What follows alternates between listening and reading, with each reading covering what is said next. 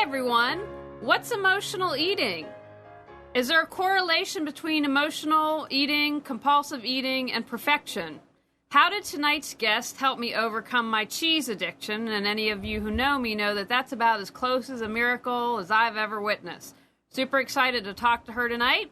Okay, so in tonight's Get Off the Couch segment, I'm going to remind you to have fun. Even though we're on a spiritual path, it's really important to recharge. I love the show. I put my heart and soul into this, but I took 2 weeks off, went to the beach last week. It's one of the few places where I feel like time stops. I completely live in the present moment, and I needed that to recharge. And getting that time off allowed me to come back renewed and excited and ready to roll. So even though we're always trying to better ourselves, remember to always add in fun and get time to recharge. All right, we're going to tell you about tonight's guest. Meryl Hershey Beck, Master's in Education and LPCC, is a former high school and community college teacher and is a licensed counselor specializing in 12-step recovery and food abuse issues. Meryl designed and implemented a successful outpatient food abuse treatment week in the 1990s in Cleveland, Ohio. Expanding her knowledge to include energy techniques, she began writing about and teaching energy modalities in 1998 to mental health practitioners nationwide. An authority in this field, she has presented at workshops, conferences, and conventions internationally. Welcome, Meryl. Delighted to be here with you. We're excited. Again, we will get into it later, but after we did, you worked with me. So for people who are new to the show, I always Skype people before having them on just to make sure I think it's a good fit for the show. And she said, well, let me do with you what I do. And we did tapping. And ever since I've had cheese, but not having to eat it every day like I did. But let's start off with briefly discuss your own journey when it comes to overeating. So I grew up in what's called a looking good family. It was after the Second World War, and it was the time when everybody needed to conform and look good. We had stewardesses. They had to make a certain weight. You know, that was the era. And so it wasn't just my family, but it was drilled into me that I had to look good. Under all accounts, it didn't matter what was going on. As long as I looked good, that was all that mattered. And so I believe that as long as I looked good in front of people, what was going on inside didn't count, and what I was eating when nobody could see me didn't count. And my beginnings of my overeating, I believe I trace back to the time when my father started to travel. I was very connected with him. He was major support in my life, and he went on the road on Monday and came back on Friday. And my mom was a harried mom with I have two younger siblings, and so she didn't have as much time as I probably would have taken because, you know, I had a lot of needs as a little kid. And so I learned to turn to food to feel better. And I started that at a very young age. And then I found out it wasn't okay to gain weight. My family wanted me to, again, look good. In fact, my father apologized many years ago. He said to me, you know, when you were little, I did something that I really regret. I said, what was that? And he said, I'd drive the car, and you kids would be in the back seat, and I'd point out fat people, and he'd say, you don't want to look like that. So the message was very clear that I wasn't supposed to look fat or be fat in this family. In fact, I had this warped belief until I was an adult that, number one, if I was fat, I'd never get married, and number two, if I was fat, be able to have children. And it totally surprised me as an adult when I saw people who were overweight and pregnant. I didn't think that could possibly happen. So I learned at a very early age to stuff my feelings, and I used food. And of course I did it in secret because I needed to look good at all times and eat only appropriate foods in front of people. My binging started at a young age, but it really took off once I hit 16 and I was able to have the keys for the car and go to the mall. And I would do things like, even though I didn't know people around, if I saw somebody that might know me or might know my family, I made sure that I was always looking good. So I'd drive to the mall and I'd stop at the candy store. And at the time, my favorite food, binge food, was white chocolate. Mm-hmm. But I would just eat the white chocolate. I'd put it in my purse. And I'd look around, is there anyone there that I know or that knows me? If not, I put it into my mouth real fast. So I wasn't enjoying it at all. I was stuffing it and shoveling it in when nobody was watching. Well, And, one of the reasons I wanted to have you on tonight is because I think that emotional eating, compulsive eating is really dominant in our society. But again, it's something that we don't talk about. When, you talk about eating in secret, when I read your book, I used to do that when I had roommates. And the interesting thing, I wasn't heavy when I did that. And so I think sometimes people think automatically, well, you're overweight if you're doing emotional eating. Obviously, she's eating a lot because she's really heavy, but you don't have to necessarily be heavy to be a compulsive eater. Very true. When I was speaking here in Tucson, I was telling the story about going to the buffet, and I wouldn't put things on my plate. I'd go in and go there and throw something in my mouth, and then a minute later I'd go back and put something in my mouth because I wanted to look good.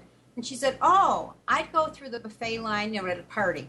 I go up to the buffet table, and that's all I wanted to do was stand there and fill my plate and eat and eat and eat. And she says, oh, I didn't realize I had an issue with emotional eating, and I've never had a weight problem. But I think I had a social phobia, so that I used food because I didn't know how to connect with people. And so that's what I did. I used food for many reasons, mostly because I couldn't deal with the feelings that were coming up that I didn't know how to deal with. The anger and the shame and the jealousy. I didn't know how to deal with those feelings. And if I shoved them down with food, then I didn't even know I had them.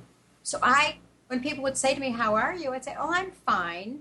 And anybody in 12-step recovery knows FINE stands for insecure, neurotic, and emotionless. So for years, I'm fine, and I wanted to act calm, cool, and collected. So I put on this mask, and I smiled, and I pretended everything was okay. And I used to think that my middle name should be Pretend because nobody knew what was really going on. And I didn't know what was really going on for many years myself. I kept myself distant from my actual feelings by using the food. And it got so bad that I had instances. So, I ended up going to college, getting married, having children. I still had this issue with eating. So my husband was traveling, just like my dad, and I'd go to the grocery store and stop at the bakery. And I'd say, oh, my husband likes this, this, and this. Put it in my cart, knowing full well that if I saw somebody there, I'd say I bought it for my husband. He was out of town. He never saw that. And I had to pretend in my own mind that I was doing things that were good. So when I was eating this chocolate something or other, I had a glass of milk with it to make it a complete meal, to make it healthy.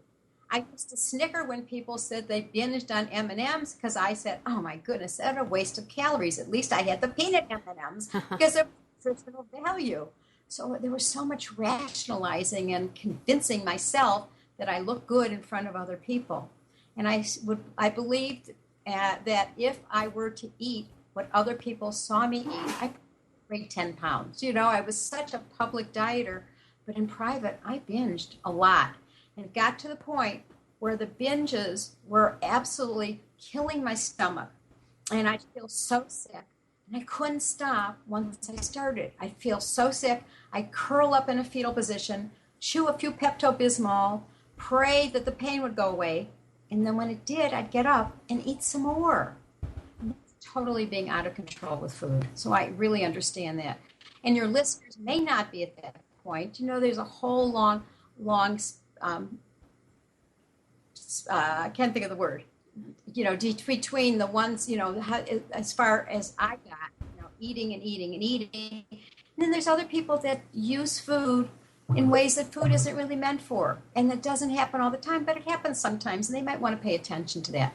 I use food the same way the alcoholic uses alcohol or the drug addict uses drugs. It was my drug of choice. I think that's important to tell people because alcohol and drugs have, I think, a different face on our society. Well, you're an alcoholic or you're a drug addict, and they don't see issues with food as being addicts. Right. And, I don't know if it was food addiction or not, but many people call it food addiction or just compulsion. I know that once I started, I couldn't stop. When I was in elementary school, I saw on television the teleplay Days of Wine and Roses. And it tells the story of a man who's down and out, and he's an alcoholic, and he's really having a terrible life because of all the consequences. And he finds help through Alcoholics Anonymous. When I saw that, and I was in upper elementary school, I said to myself, wow, I wish there was a place like that for me, because once I start eating, I can't stop. I'm a foodaholic. And so that's how I labeled myself in my own head. And it wasn't until years and years later that they found out there were actually 12-step meetings for people with food issues. And I started to attend those. Do you believe that there's a... Go ahead. It was my first step, and I know there are people that are listening and watching that have said, oh, I tried that, it didn't work for me, and that's fine. It doesn't have to be anyone's first step. It was my first step, and there's lots of ways you can stop the emotional eating. That happened to be my first step. And one of the things that I do in my book, Stop Hard Out, the 21-day program to free yourself from emotional eating, is to present tools and techniques to fill the toolbox. So if you don't like that one, go try another tool, because I give you a whole bunch to try. Do you believe that there's a correlation between perfectionism and emotional eating? I believe there is. And also between perfectionism, procrastination, and emotional eating. Sometimes people who want to be perfectionistic will procrastinate because they don't know how to do it perfectly by eating the food. Sometimes people will be down on themselves because they didn't do it perfectly, and so they'll eat. And sometimes people are believing that they're being judged by all those other people out there, and they're not measuring up, so they go to the food. So yes, there is a correlation. Now, you use interchangeably in your book binge eating, compulsive overeating, and emotional eating. Why are they interchangeable? Well, they're interchangeable in my mind. Binge eating is now a diagnosis for the mental health professionals in the new DSM-5, and it didn't used to be. And, I'm not going to even go through all the characteristics, but binge eating has a definite mental health component. So it's a mental health issue or a mental issue. But some people are not binge eating according to that definition, but they do some also overeating or some binging. And, it depends on where you are in that lineup. Here's binge eating disorder, which means you're doing the binge eating and you're out of control and you're eating, when nobody's watching, and you're feeling embarrassed and you want to eat all by yourself. And then there's people who do it once in a while. They're having a really bad day and they go and grab the potato chips, or they have to have some ice cream to soothe. Ice cream was one of my big soothing foods, so I know about ice cream. And, and so often this comes from a time in our childhood. So what happens with kids growing up is they learn to link taking away pain with eating. So you go to the doctor, get a shot, and what happens next? The doctor says, here, honey, have a lollipop. You're running around outside and you fall down, you skin your knee, and mommy says, oh, here, sweetie, have a cookie to distract you from your pain. So we learn early on that we feel better when we put something in our mouths. It will distract us from the pain. And I mentioned that ice cream was my big soother. I had my tonsils out at age 6. And my throat was very sore. And they brought me ice cream and it felt good. So for years, it's all I wanted when I was in pain. Not all I wanted, but that was the main thing I wanted, was ice cream. And sometimes it was emotional distress I was in. Intestinal distress I was in.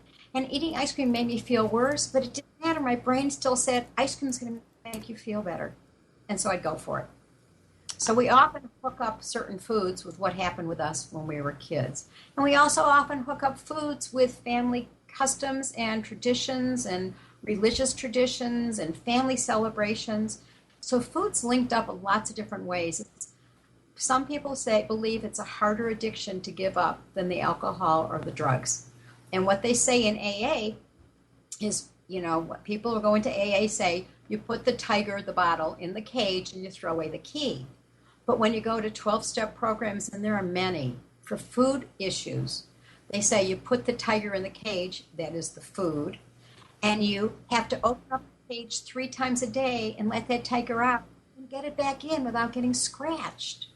So in some ways, it's much more challenging to give up food than it is to give up some of these other things you can live without. I would agree with you. I think I've struggled with my entire life, and I can pinpoint now. I had suffered trauma as a child at 4 and gained a ton of weight, and then became anorexic in high school, and then gained a ton of weight when I went to college, but then had another bout of anorexia, and then was fat for a while, then stabilized for a while, but eventually you can only, if you don't deal with what causes you to eat, had another battle with anorexia, so I can totally appreciate that. And I want to remind our viewers, if you have a question for Meryl, you can chat it in or call 919-518-9773 or Skype computers 2K voice now. 2K voice. Sorry, I'm still a little bit of vacation brain.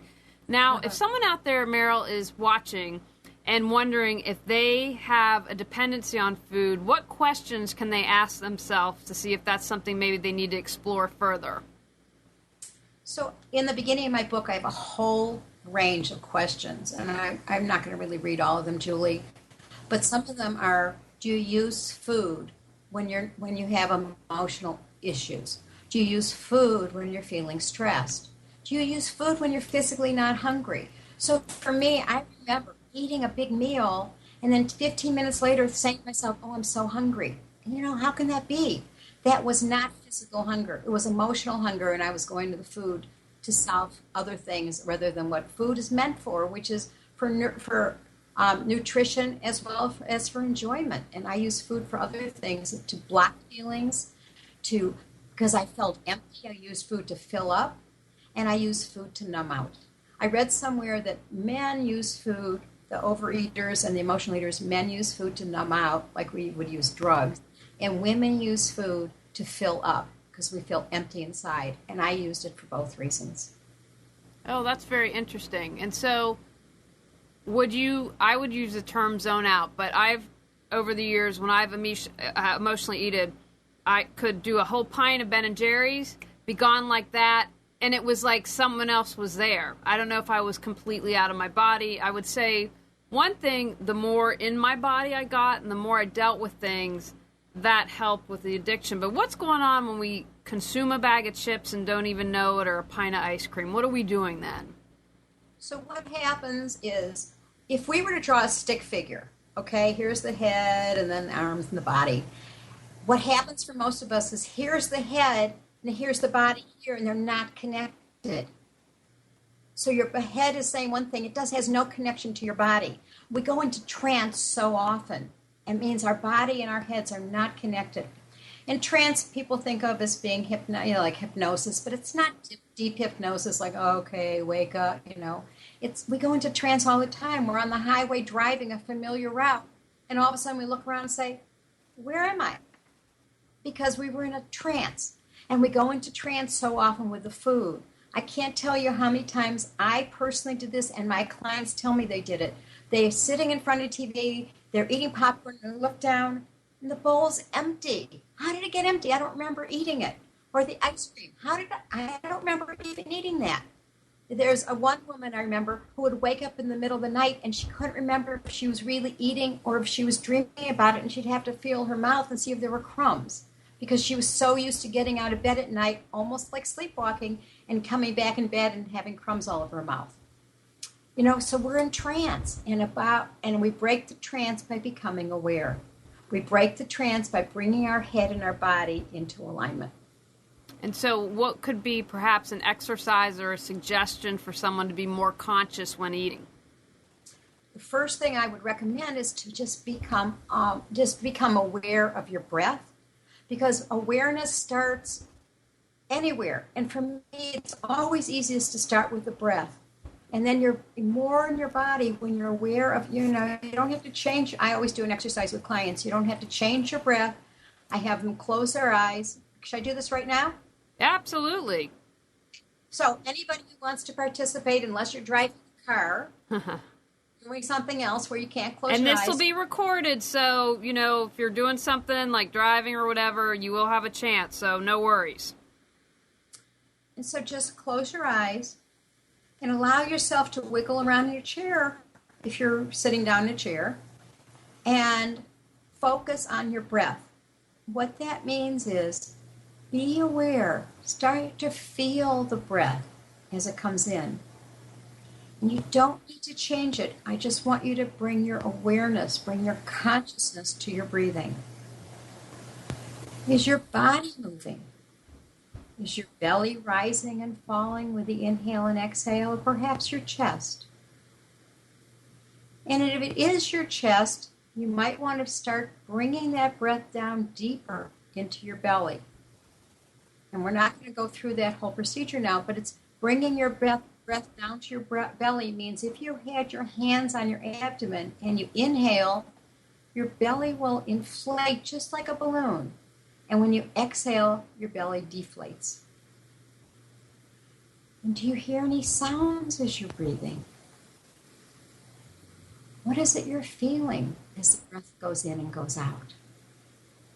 And just spend another moment, take 2 more breaths, just being with your breath.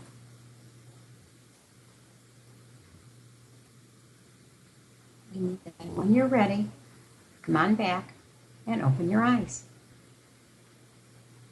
Now, I have felt some anxiety.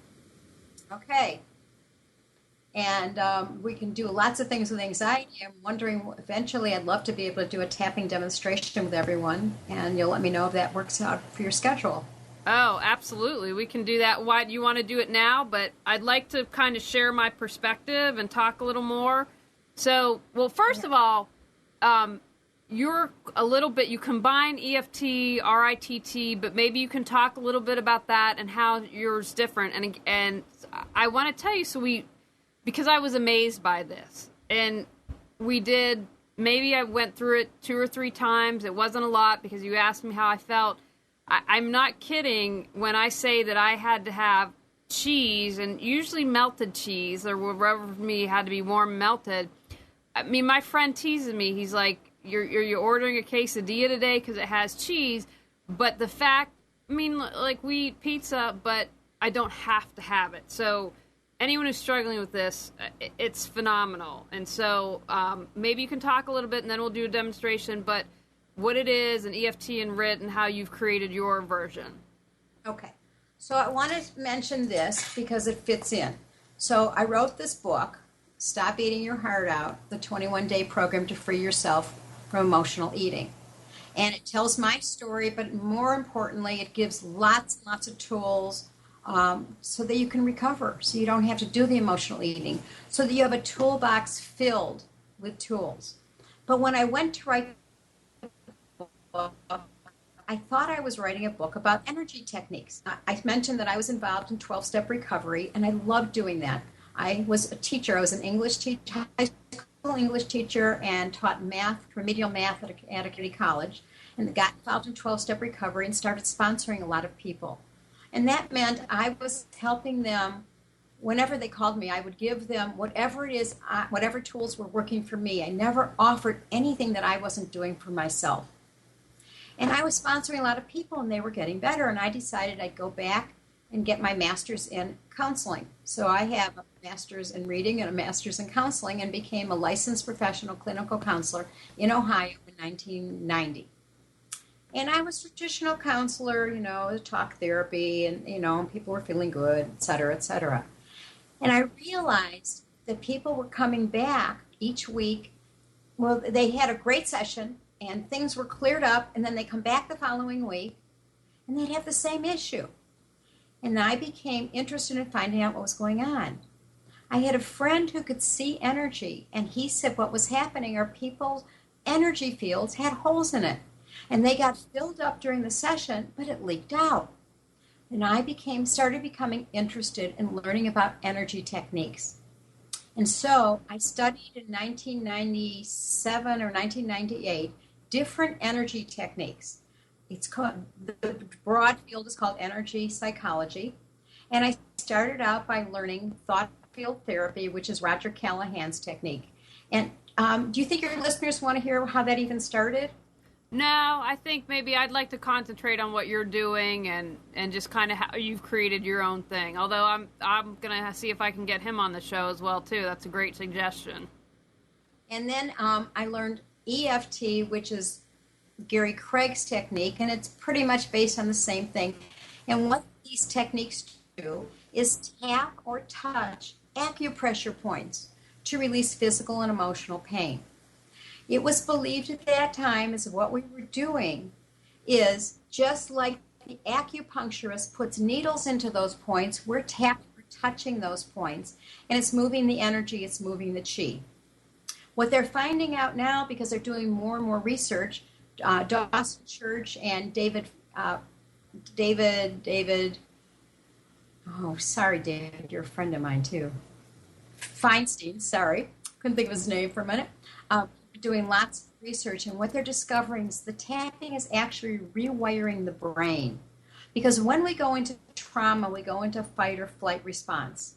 And in the old days, that was perfectly what we needed to do because there really was a tiger over there ready to pounce. But now there really isn't a tiger.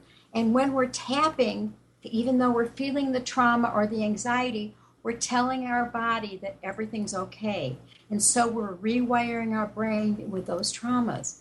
I became fascinated with this stuff. I studied with Gary Craig and with some other teachers.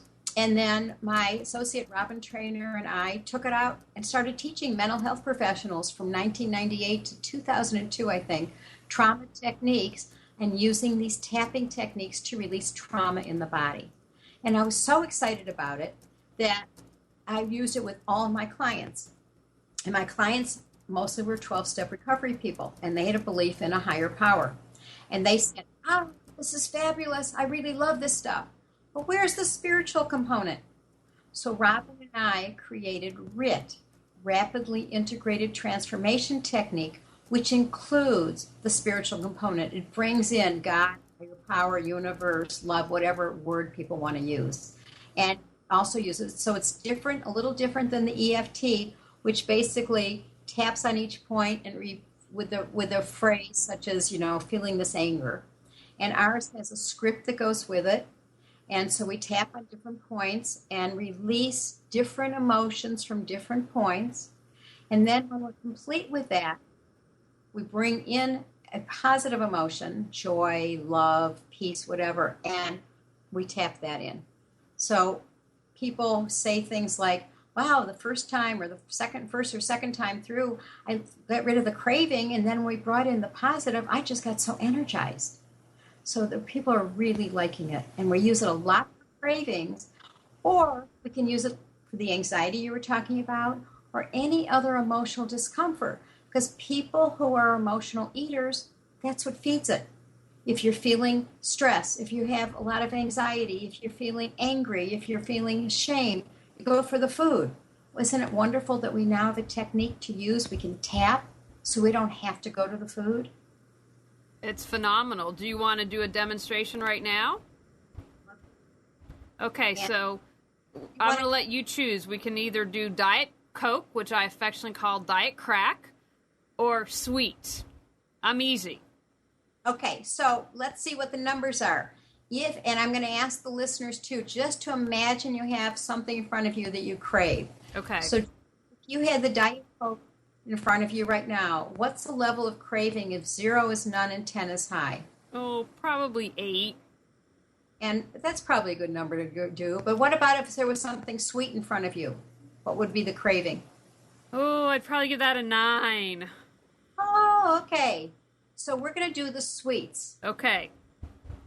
I suspect that people who are listening might also want to do sweets. If they want to run and grab a real thing, they can.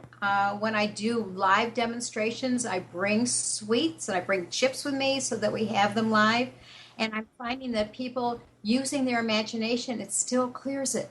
And we did that with you with the cheese. Yep, and we did it exactly like this over Skype. Okay. So imagine that there's whatever sweets you want to imagine in front of you. Okay. Okay. Oh, you know what? Let me show everybody the points first. Okay. Or do you want to do it all go together? ahead. Okay. So karate chop point is the edge of your hand between the little finger and your wrist. And let me also say that if you want to see how well it works, write down your number. What's the degree of craving right now if 0 is none and 10 is high with whatever it is you're imagining in front of you?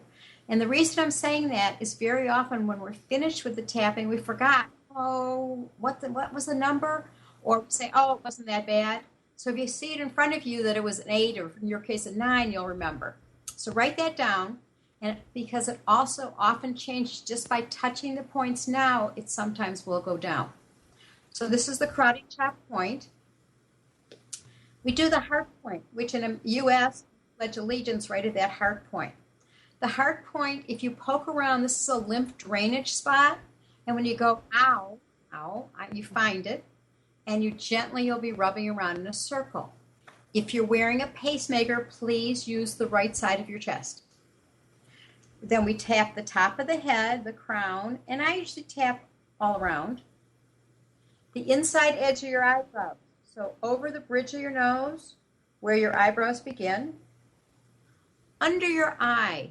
If you feel under your eye, there's a bone right there. There's a notch in the bone. We're going to be doing that point. Under your nose and your chin at the same time. I use the side of my first finger and my thumb. Your collarbone point, and I'm going to go through these again when we do the tactile tapping, is 2 finger widths beneath your collarbone. The underarm point is about 4 inches below your armpit. And we go back to the third eye, which is between your eyebrows. The inside edge of your wrists will tap together. And then there's a few points on your hand. One is the little finger. It's the edge of your finger closest to your ring finger, and it's over by your nail. Another one is called the addiction point. We need to raise your hands. See, even a little more. There, yeah, a little bit up. Raise. There we go. But not close. If you bring them back and raise. Yeah, there we go. Perfect. Okay. So those of you who can see me, and I'll describe it. If you take your left hand and your right hand and interlock it where the web is, it's where your right thumb ends on your left hand. If you're not just listening, it's where the V is, the webbing between your thumb and your first finger. You can trace that line all the way down to the wrist. We're going to use that. That's an addiction point. And sometimes just that point's enough. And then the last point is the first finger, the edge closest to your thumb, and it's going to be by the nail. Okay, those are the points. So, Julie, you ready? I am ready. Okay, and so Julie's going to repeat after me, and you can repeat whatever. All words are all going to be the same because we're doing it for craving. Yes. And we start with the inside edge. We start with the karate chop point, the edge of your hand between your little finger and your wrist. I release this crave. Oh, Julie, do you want to use higher power, universe? Higher power. Okay. I release this craving to my higher power. I release this craving to my higher power. Those of you not watching, we're tapping the karate chop point as she says the words. I release this craving to my higher power to transform it. To transform it. My relationship to it. My relationship to it. So that food or sweets become a choice. Food or sweets become a choice. Rather than a have to. And what was that last part? Rather than a have to. Instead of a has to. Right. Instead of a compulsion. Instead of a compulsion. The heart point over your heart on the left side of your chest, gently rubbing around in a circle. Even though I have this craving. Even though I have this craving. Totally and completely accept myself. I totally and completely accept myself. Even though I really want to eat these sweets. Even though I really want to eat these sweets. Totally and completely accept myself. I totally and completely accept myself. No, my craving's at a 9. What's that about my cravings at a 9? Even though my cravings are at a 9. I'm ready to release it now. I'm ready to release it now. And tapping the top of your head, I bring in higher power. I bring in higher power. All the branches. All the branches. The deepest roots. Seep it through. To the deepest roots. To the deepest roots. Around this craving. Around this craving. Inside edge of your eyebrows. So that's the edge that's closest to the bridge of your nose. And if you want, You can use both sides. I like to do both the right and the left, but you can only do if you're holding a phone, for instance, you can do just one side. That's okay. I release all the sadness. I release what? All the sadness. I release all the stagnant. All the sadness. I release all the status. Sadness. I release all the sadness. In all the branches. In all the branches. Deepest roots. In the deepest roots. Around this craving. Around this craving. Hold your finger still. Take a breath in. Exhale out the feelings. Under the eye point. Right below, right in the middle of your eye, just below it. I release all the fear. I release all the fear. All the branches. In all the branches. The deepest roots. To the deepest roots. Around this craving. Around this craving. Hold your finger still. Breathe in. Exhale feelings. Under your nose and under your lip at the same time. I release all the shame and embarrassment. I release all the shame and embarrassment. All the branches. In all of the branches. Deepest roots. To the deepest roots. Around this craving. Around this craving. Still breathe in. Exhale feelings. Just below your collarbone, I release all the hurt. I release all the hurt. All the grief. All the grief. All the branches. In all the branches. Deepest roots. To the deepest roots. This craving. Around this craving. Your fingers still, breathe in. Exhale out feelings. The underarm point about 4 inches below your armpit. You look like a monkey, or you can cross your hands over and give yourself a hug.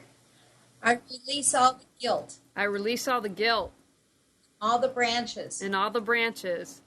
Deepest roots. To the deepest roots. Around this craving. Around this craving. Still breathe in. Exhale feelings. Third eye just between your eyebrows. And again, when you're tapping, use 2 or 3 fingers, either hand. I release all the trauma. I release all the trauma. All the branches. In all the branches. Deepest roots. To the deepest roots. Around this craving. Around this craving. Breathe in. Exhale out feelings. Inside edge of your wrists together. I release all the pain. To release all the pain. All the branches. In all the branches. Deepest roots. To the deepest roots. On this craving. Around this craving. In. Exhale feelings. Inside edge of your little finger. I release all the anger. I release all the anger. All the branches. In all the branches. Deepest roots. To the deepest roots. This craving. Around this craving. In. Exhale feelings. Addiction point, that V between your thumb, on the left hand, between your thumb and your first finger, the V, that whole line.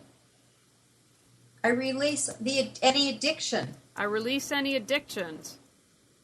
Around this craving. Around this craving. The deepest roots. To the deepest roots. Of this craving. Around this craving. You're all goofing up words, but it still will work. And then the inside edge of your pointer finger, your first finger, the edge closest to your thumb. I release all the energy. I release all the energy. Invested in this craving. Invested in this craving. Use the energy. Just the energy. So I can use the energy. So I can use the energy. For my own well-being. For my own well-being. I totally and completely forgive myself. I totally and completely forgive myself. For forgetting. I'm doing the best I can. I'm doing the best that I can. I totally and completely forgive myself. I totally and completely forgive myself. For craving these sweets. For craving these sweets. Because they were meeting some kind of need of mine. Because they were meeting some kind of need of mine. And I am willing to be open. And I'm willing to be open. Discover what that need is. Well, to whatever that need is. Without having to use the food. Without having to use the food and sweets. I'm willing to allow the sweets. And I'm willing to allow the sweets To be something that I choose to have. to be something that I choose to have. Rather than a compulsion. Rather than a compulsion. And then take a deep breath. Imagine those sweets are still in front of you. You can imagine smelling it and tasting it if you want, but what's the level of craving now? You started at a 9. Is it still a 9? Oh, gosh, no, it's a 0. Oh, okay. I mean, yeah. It doesn't always go down that fast. But sometimes I think because I did it before, I guess. I mean, I don't know if you have any thoughts about that, if people have done it before, but, I mean, I'm imagining them, and I have no desire. Okay, so what I like to do once the numbers have come down a bit is to install a positive emotion, and it's up to you what you want to put in there. Love, joy, peace, whatever you want. Love. Okay, so starting at the top of your head, I bring in love. I bring in love. All the branches. In all the branches. The deepest roots. To the deepest roots. This craving. Of this craving. Inside at your eyebrows, I bring in love. I bring in love. Just breathe it in. Under your eyes, I bring in love. I bring in love. Breathe in love. Under your nose and under your lip, I breathe in love. I breathe in love. Breathe it in. Just below your collarbone, I bring in love. I bring in love. Your breath, bringing it in. Under your arm points, I bring in love. I bring in love. Breathe it in. Third eye, I bring in love. I bring in love. Your breath, bringing it in. Inside edge of your wrists, I bring in love. I bring in love. Breath of it, bringing love in. Your little finger, edge of your little finger, I bring in love. I bring in love. Breathe it in. Point, I bring in love. I bring in love. And then first finger, I bring in love. I bring in love. And tell me how you're feeling. What are you aware of? I feel good. I'm aware that anxiety, the sweets represent anxiety. And that I'm trying to, and I'm thinking, well, I'm engaged. How can I be anxious? I finally found someone, but we got a house to sell. We got a wedding. I mean, it's kind of crazy right now. So I think that's understandable. And not everybody will recognize what the sweets represent or what that food represents. You don't have to, but sometimes it shows up like it did for you. Now, Meryl, we have a question here from Becca that I want to ask you on chat.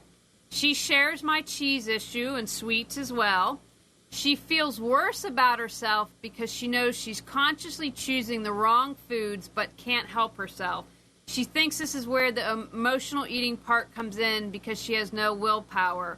Do you have anything to suggest to break this downward cycle? And I would say, one, what we just did would be a great thing. Do you have any other suggestions for Becca? Well, one of the things I really believe in is a support group or support system or support person, somebody you can call so that when the cheese or the sweets are calling you, you can pick up the phone and call someone else and say, I don't want to eat them. Can you just talk to me for a few minutes? Sometimes the craving will pass. Sometimes drinking water, breathing will allow the craving to pass. But what we just did, WRIT, allows it to pass much faster and much more entirely than anything else I know. And I can't emphasize enough. I mean, I read your book. I highly recommend it. You haven't paid me or anything. I was addicted to cheese my entire life, and this is the first thing. Again, since whenever we did this back in a couple months ago, non-issue. I mean, it's extremely powerful. And I really want to tell people that it doesn't always work that fast, and it doesn't always work that completely. Like some people, if they were imaging a donut, you may not have an urge for a donut, but all of a sudden, the Oreos call you. So sometimes it transfers over, but not always. Sometimes you have to do it for each issue or each particular substance. And the other thing is, We could have done it the other way, Julie. We could have tapped on the anxiety, and sweets may not have been an issue if we had tapped just for the anxiety before. What would you suggest to someone who perhaps doesn't have a strong support group of family or friends? Are there any groups or any online places that you'd recommend where people could get support? Right, there are two that come to mind immediately. If you want to explore 12-step recovery groups, there are meetings online. I don't know if Food Addicts Anonymous has meetings online, but Overeaters Anonymous does. And I know people that say they love going to those. I have not experienced it myself. And there's another online group called Mentor Connect that will help connect you up with other people who are either in recovery or recovery, whatever their particular food issues are, and then they help match people up with that. It's called Mentor Connect. Fantastic. And Meryl, when we were tapping at the beginning, you said to me, do you want to use God, universe, higher power? So some people, I think a lot of people think, well, if it's 12-step, I don't believe in God, I can't do it. But can you elaborate on that? Because that's not true. Well, when I got into 12-step recovery, I said I was an agnostic. And because I found out later I was afraid to believe in God because my God was a punishing God and he was going to get me. I did, I usually say he, but even though it could be he or she, my God was keeping track of all my, quote, little bads. Oh, you told somebody that was a beautiful dress, and in your own mind you were saying, oh, where'd she get that? Chalk it up for another bad. A bee landed on my towel, and I was 6, I was 8, and my brother was 2. And I asked him to get my towel. I knew there was a bee there, and he got stung. But I acted like the innocent. Oh, you poor thing. I didn't know that would happen. Another bad. So I did lots of little bads, and I believed that God was going to get me for that. That's what Maude used to say, that those of you who are old enough to watch Maude on TV, or Maude, he'll get you for that. And that's what I thought. So I didn't want to believe in any kind of God. And I came in saying that I was agnostic, and it took me a long time to actually sit in those chairs without smirking to myself when they said God or higher power. And I had a sponsor that said to me, if you can't use God, you can't use a higher power, go use a tree, go use nature. And that's what I did for a while. And that worked for me because I do believe there's got to be a creator out there making that beautiful nature. And for me, that worked. And I was able then later to shift my belief and to actually open up to a higher power, a love God in my life that, it's probably my most important relationship now. But it took me a long time. So I understand that. I understand the challenge with higher power and God.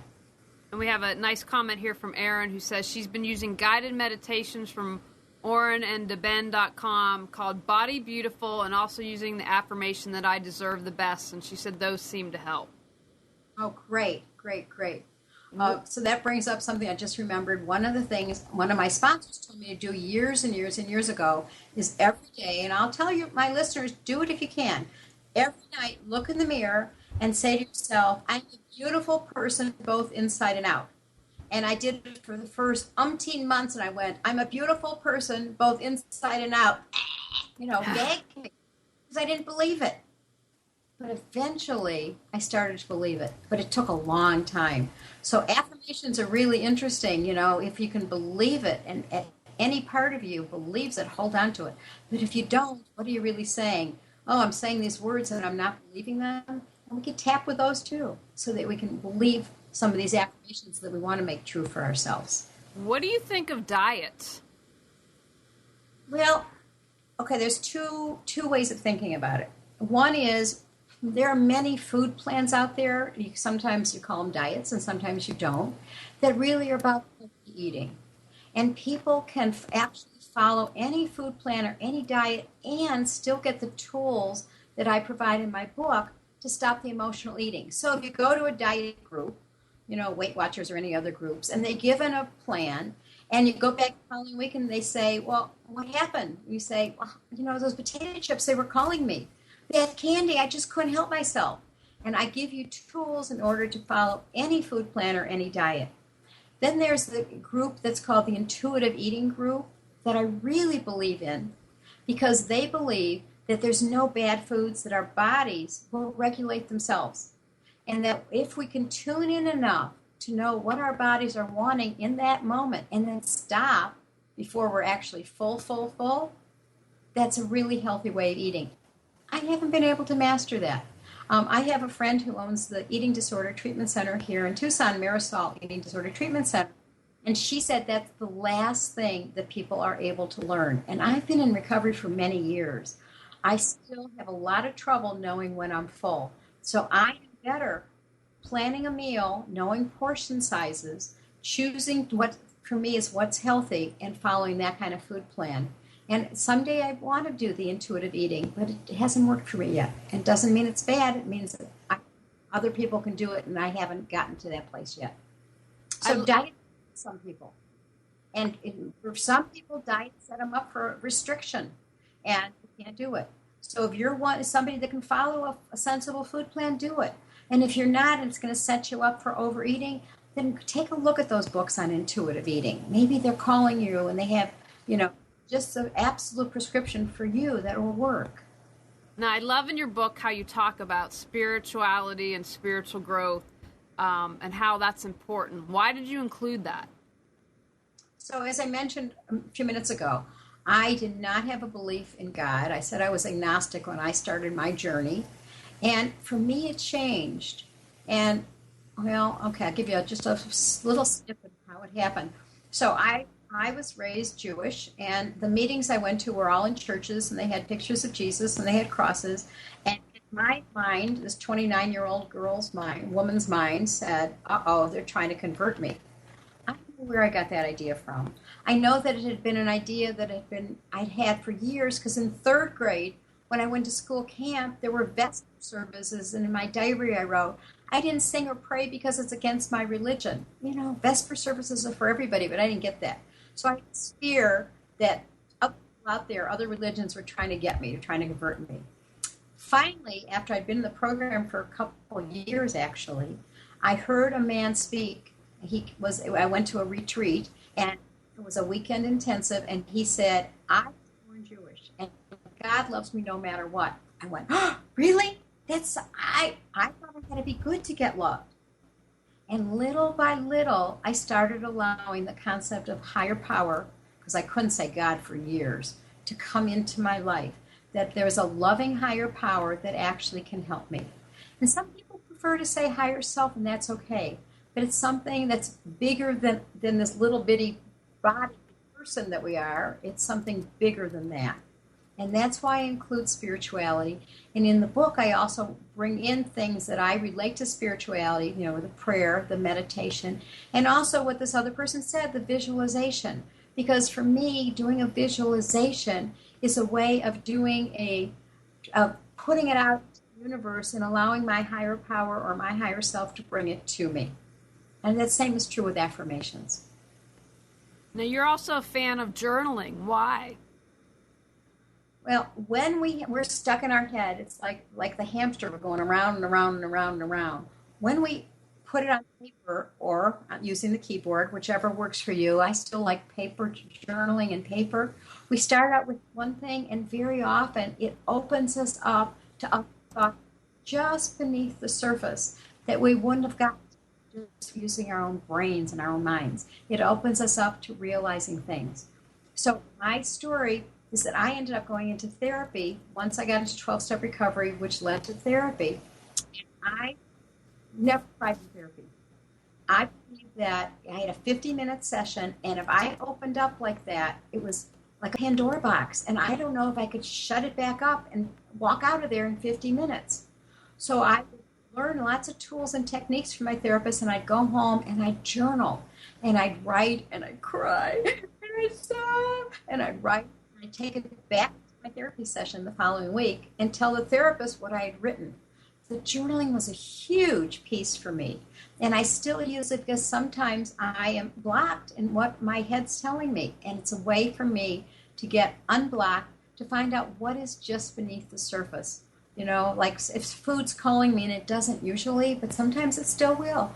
What's really going on? And sometimes I journal, and sometimes I use a technique I talk about, which is not having handwriting, which is to write with my right hand, my dominant hand, and then to answer with my not dominant hand, for me, my left hand, to get to things that are just beneath the surface. Both work. I use them both all the time. You And also, so do my.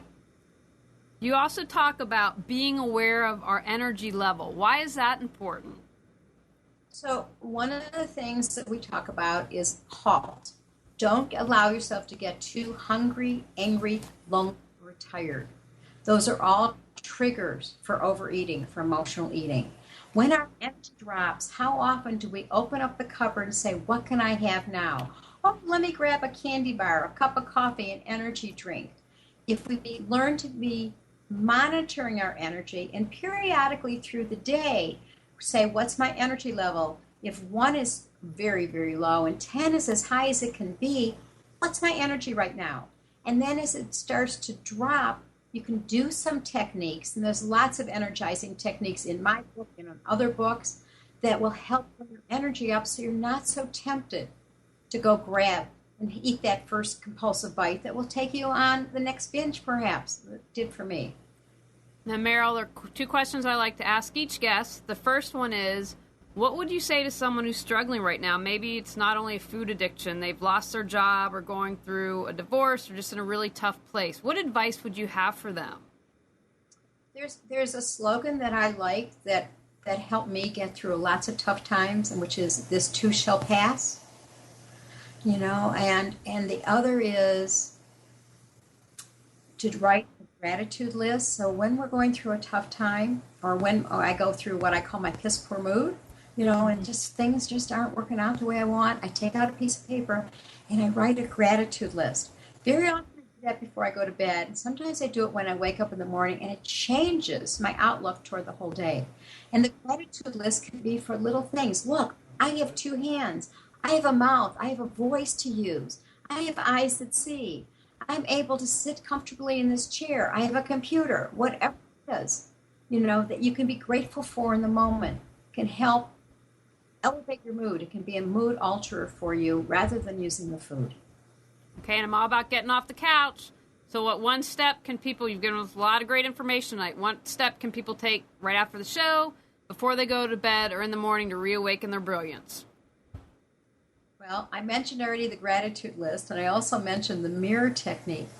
If you could find one thing about yourself to appreciate each day, because so often what happens is we see, okay, I'll speak for myself. For many, many years, all I saw were the flaws, and they were huge. And the good points, little, maybe a little good, but huge amounts of flaws. If I focus on what I can see and appreciate about myself, it started to grow. And I started to recognize that I actually did have something to offer people. Because we all have our own brilliance. We all have our own gifts. But when we see only the flaws, we're masking it. We can't see beyond the darkness. We can't see our own light. Now, Meryl, tell us about any upcoming classes, how people can get your book. I put your website, stopeatingyourheartout.com, but tell us all that good stuff. Okay, so when people go to stopeatingyourheartout.com, they can sign up and get a free ebook, Acupressure Techniques for Weight Control. And in that, I give some energizers. I teach the tapping techniques. You'll have the script. So go to stopeatingyourheartout.com to sign up for that free ebook. I will be teaching in Cleveland in a couple weeks. I think the weekend of June 22nd, I'll be doing some live classes on teaching this particular tapping technique, the WRIT technique, in Cleveland area. And then in Tucson again in the summer. People want more information about that, they can reach me at info@stopeatingyourheartout.com. And for your listeners, I'd like to do a half-price special. I offer a home study class on freedom from emotional eating, and at regular price is $5.98.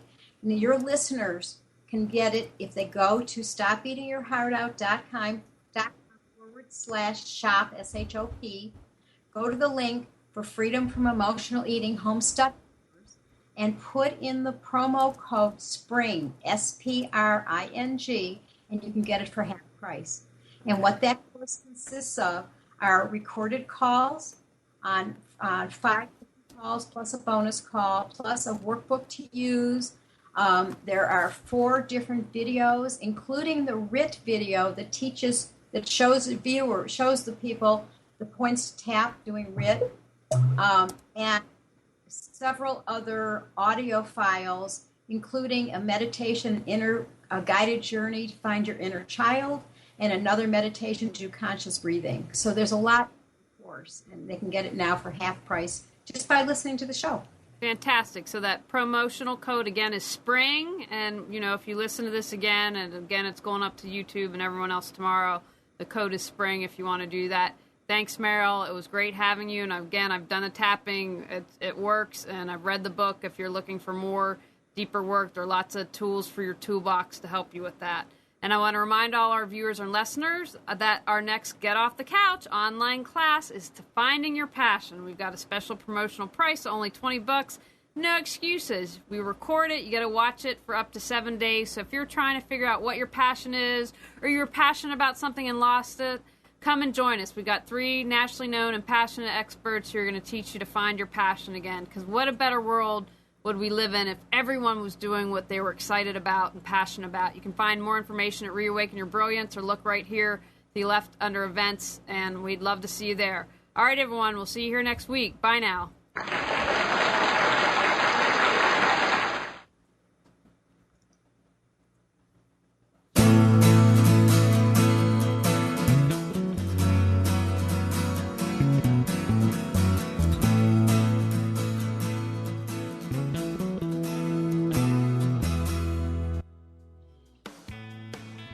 You are tuned to the Nissan Communications Network. Our weekly lineup of call-in programs includes Computers 2K Now with Amnon Nissan, Sundays 9 a.m. till noon. Carrie's Psychic Cafe with Carrie Silkowski, Sundays 8 till 9 p.m. Health Inn with Debbie Bruck, Mondays 11 a.m. till noon. Breaking Free with Marilyn Shannon, Mondays 8 till 9 p.m. Reawaken Your Brilliance with Julie Seibert, Wednesdays 9 till 10 p.m. And if you tuned in too late, you can always watch each program in its entirety or download an MP3 audio file of it at www.nissancommunications.com. Sponsored by thatvidblasterguy.com, carolinaapparel.com, and deltaforce.net.